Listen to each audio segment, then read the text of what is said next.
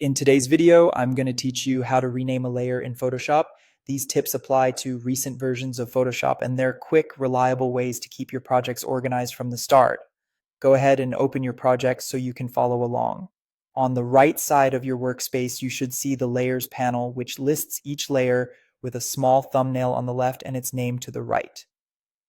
Clear descriptive layer names make editing faster and help you avoid confusion later, especially in complex documents. The first method is the simplest. Double-click the layer name. In the Layers panel, locate the layer you want to rename and double-click directly on its name, not the thumbnail. You'll see the text become editable. Type your new name, then press Enter on Windows or Return on a Mac to confirm. This is perfect for quick adjustments. A tip here, use names that describe content or purpose, like header image, main button, or color correction, rather than leaving it as Layer 1.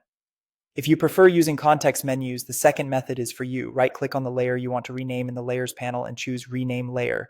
This opens the name field without the need to click precisely on the text. Enter the new name and press Enter or Return to lock it in. This method is handy when you're working quickly or when the layer name is truncated and hard to click. For bigger projects, you might want to rename multiple layers at the same time. Select multiple layers by holding Ctrl on Windows or CMD on a Mac while clicking each layer you want.